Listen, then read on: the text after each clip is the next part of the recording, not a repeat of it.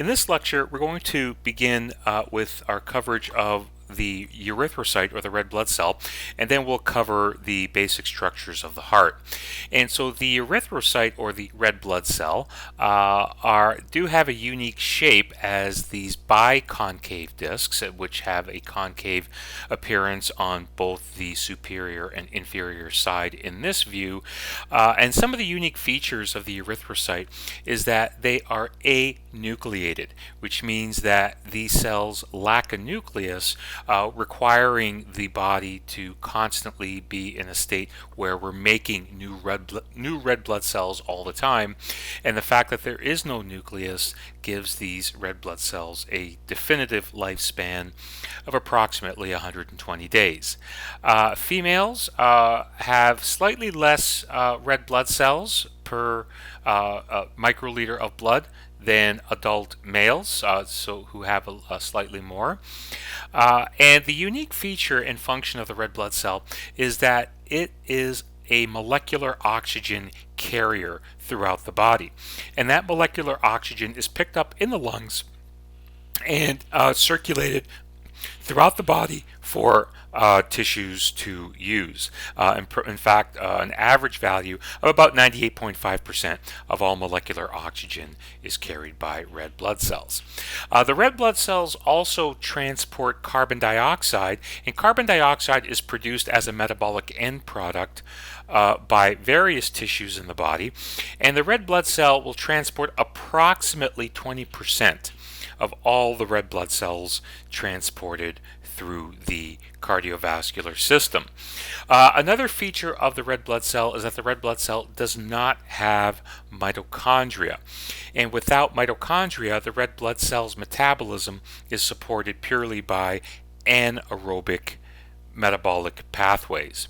And so this gives, by not using oxygen metabolically, this gives red blood cells a very high oxygen carrying capacity as it binds to proteins on that red blood cell.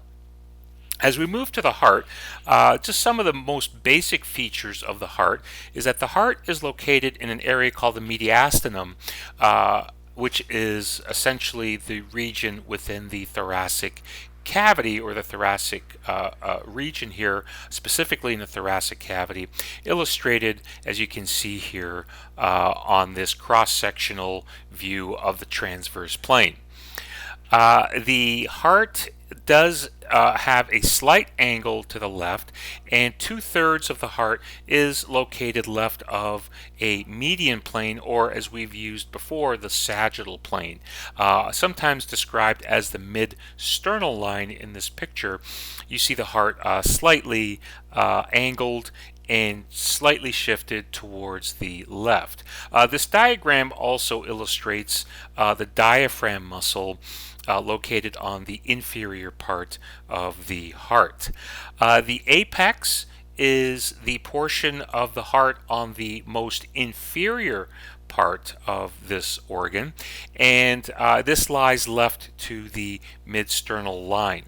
The base of the heart is actually the superior aspect of the heart, and one of the unique features of the base of the heart on the superior side is that it has a rather broad posterior surface.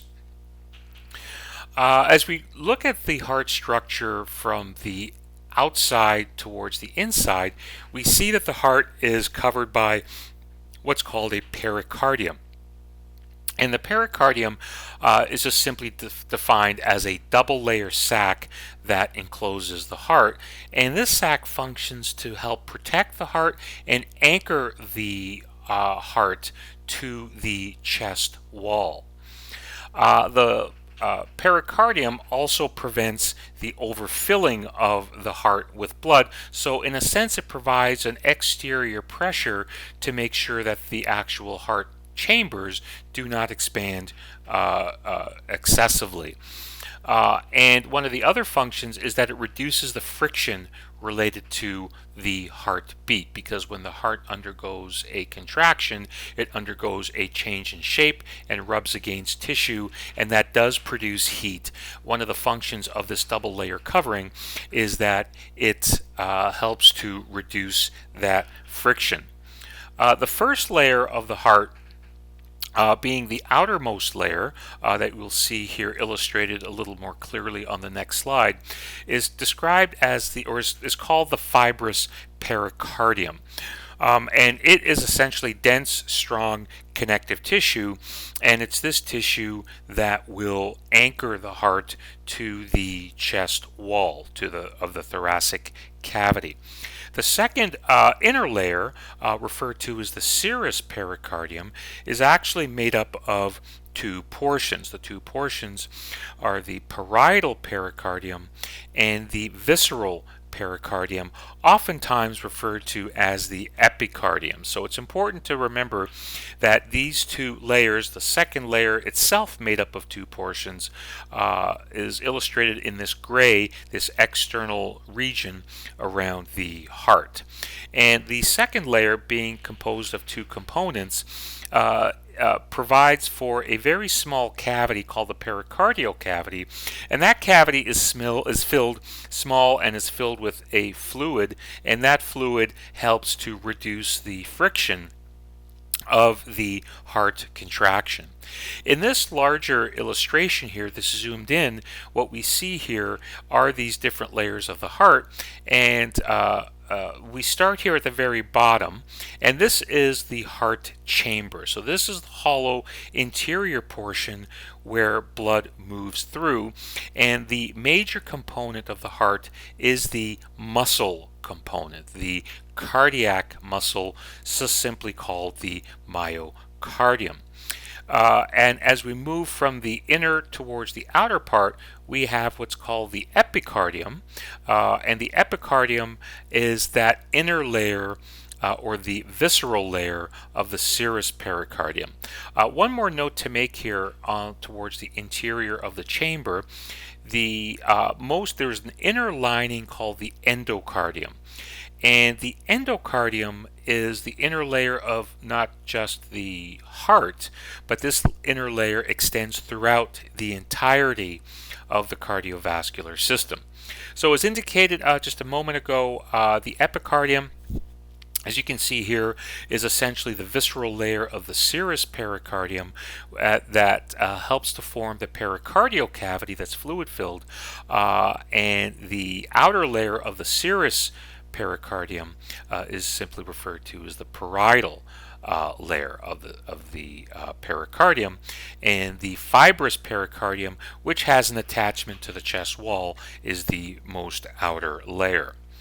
As we take a look at this cross-section of a heart and examining the heart chambers, here we have two atria, superior hollow chambers, and two ventricles, which are two inferior chambers to the atria.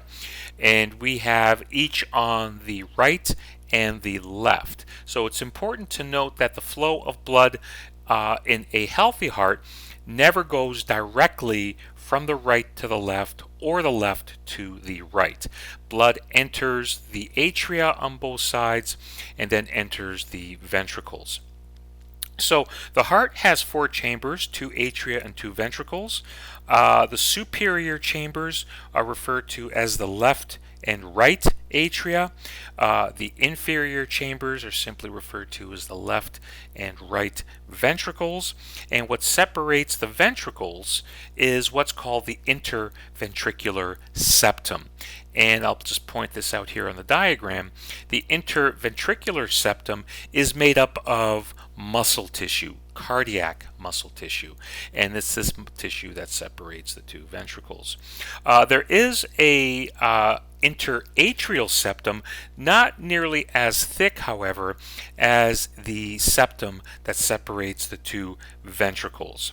And once again, whether we're talking about the septum or the actual walls and overall structure of the chambers, it's made up of cardiac muscle that is just simply referred to as the myocardium. So as we jump to our diagram here on the right hand side, we start examining the flow of blood with the right atrium, and note that we use the color blue to indicate that this is blood that has had molecular oxygen removed. at the tissue level. So that blood will return back to the heart and enter the right atrium, where it then enters the right ventricle, which then follows a pathway out of the right ventricle and will head toward the lungs.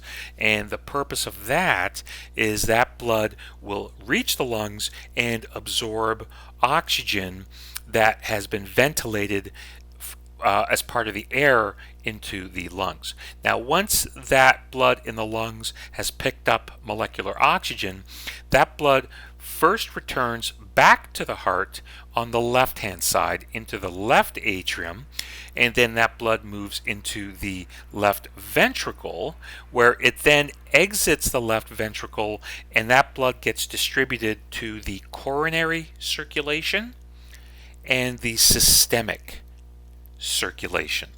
And those two circulations function to deliver oxygen to the tissues that require that oxygen, the heart tissue itself and the rest of the body. So this ends our first video here on part 1 of the cardiovascular system.